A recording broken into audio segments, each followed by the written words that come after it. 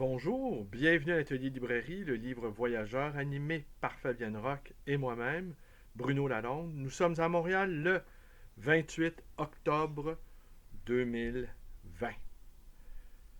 Il y a quelques jours, j'ai commis une petite vidéo sur la bibliothèque de Régent Ducharme. Je vous ai confié alors combien j'avais éprouvé la désagréable sensation d'être en présence d'une bibliothèque délabrée. Une bibliothèque de pauvres, avais-je sans doute dit.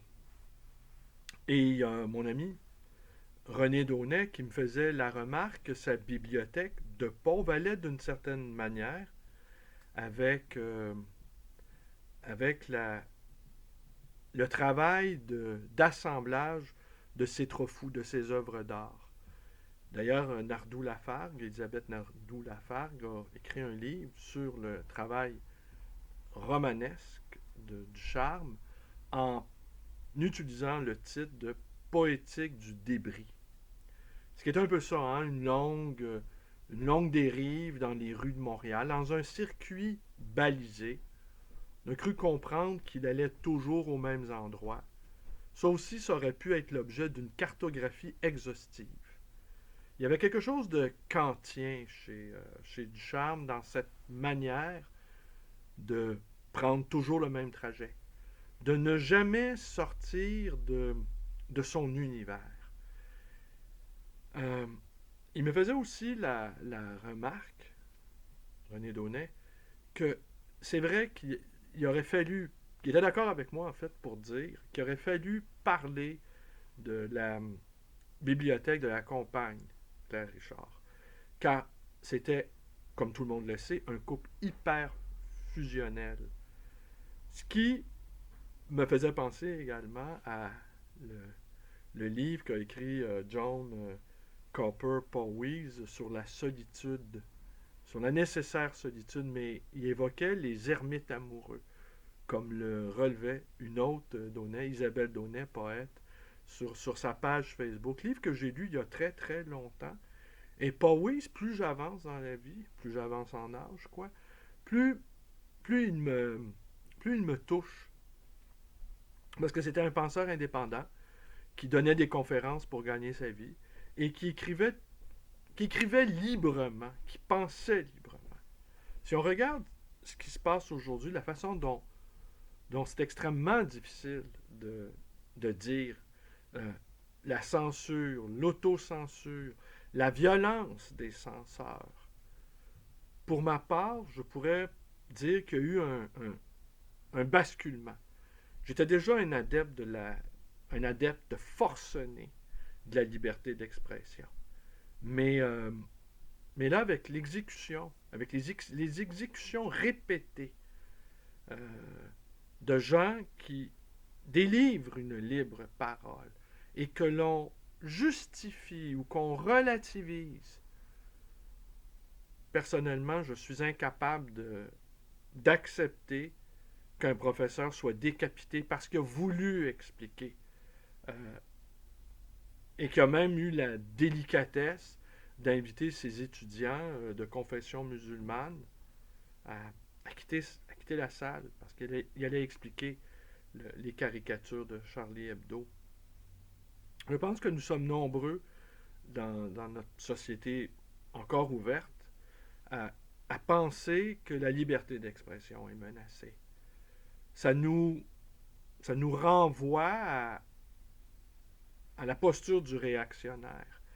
Et je pense que nous sommes de plus en plus nombreux à être dans la réaction, à être heurtés, à être blessés, à être touchés. Je veux dire, il faut de penser qu'on peut être meurtri par une représentation parodique d'un objet de croyance et de penser qu'on peut justifier ça, pour moi, c'est inadmissible. Alors, je pense que là, il y a vraiment deux camps, qu'on n'est plus dans le clivage gauche-droite. On est dans le... Puis il y en a, ils vont dire, oui, mais Samuel Paty n'était pas à la tête, était un professeur de lycée. Il n'était pas un porte-parole payé par de grandes chaînes d'information ou c'était pas un porte-voix, là. C'était un modeste prof qui faisait son boulot. Alors on lit des choses ignobles, mais c'était pas là mon propos. Je voudrais revenir sur le coq à l'âne, hein? Les improvisations, semble-t-il. C'est ma force parce que ça fait longtemps que je fais des vidéos, j'en ai près de 1500 là, au compteur. Ce que je me suis aperçu, c'est que plus je réfléchis à ce que je vais dire, moins je suis capable de réfléchir. Plus je me mets à envisager la multiplicité de facettes que peut avoir une idée, et moins je suis capable d'en faire le tour. Alors l'improvisation me permet de trancher au plus vif, me permet de dire ce que je pense, là, maintenant, sans filtre. Et quand on commence à réfléchir à tous les filtres et à toutes les choses qu'on peut dire, qui peuvent heurter ou blesser, ou même enchanter, ou même faire plaisir, eh bien, on n'est plus capable de penser librement. Je m'étonne même qu'on puisse encore penser aujourd'hui. Je m'étonne même qu'on puisse se dire, je m'assois et je vais réfléchir à quelque chose. Ce que je perçois autour de moi, c'est que les gens adoptent un prêt à penser. Ils ouvrent leur placard, le placard des idées reçues. Ils se disent, ouais, mais là, moi, je me qualifie, puis si je suis à droite, évidemment, je ne peux pas porter ce complet-là. Si je suis à gauche, je n'irai pas porter ce manteau-là. Et là, les gens réfléchissent en fonction de leur idéologie. Je pense que c'est pas ça, penser. Je pense que penser, c'est aussi penser contre soi. Et d'être capable de recevoir, d'entendre une opinion ou une idée contraire à la nôtre. Quant aux convictions, il m'apparaît nécessaire d'avoir des convictions et que ces convictions-là aient été marquées au feu du réel, qu'elles aient été éprouvées par le principe de réalité. Avoir des convictions comme ça, généreuses, qui nous donnent le beau rôle, franchement, c'est à la portée de n'importe qui. Mais avoir des convictions dont on paie le prix quotidiennement, et qui parfois même de sa vie, dans le cas de Samuel Paty, ben moi, je m'incline. Je m'incline. Et là, on commence à avoir quelques héros, hein? On commence à avoir quelques martyrs au sein. Et je suis pas sûr que... Je pense en fait que la réaction risque d'être assez brutale. Parce que de subir ça, de connaître cette violence-là, de nous obliger, d'obliger des penseurs, d'obliger des intellectuels, des artistes à se taire, sous peine de mort, et de trouver des gens qui justifient le comportement d'assassin, je pense qu'il va y avoir une réaction très violente. Et je le vois bien, moi, je me suis toujours senti à gauche. Je me considère même, je vais le dire avec toute l'humilité dont je suis capable, et on sait comment elle est grande, je suis le plus grand gauchiste que le Québec n'a jamais porté, probablement. Parce qu'en plus, non seulement j'ai des convictions, mais quotidiennement, je paie le prix de mes convictions, seul avec ma compagne, mais sans l'aide de syndicats, sans la force du groupe, sans que ma parole, quoi.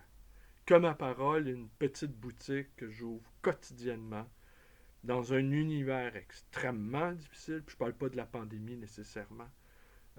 Les petits commerçants, là, ils en bavent.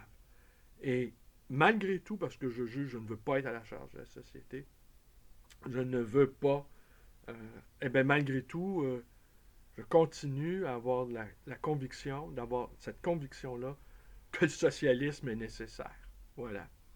Voilà, c'est ça être de gauche. Hein. Rester sur la question des rapports de force économiques. Les questions de race, là, je trouve que c'est... Puis de toute façon, je ne l'avais pas vu venir, ce débat-là. Les personnes racisées. Cet endossement-là du regard de l'autre. Et depuis longtemps, personnellement, je pense aussi en fonction de l'espèce humaine, n'est-ce pas? Euh, bon, je vais revenir sur Ducharme.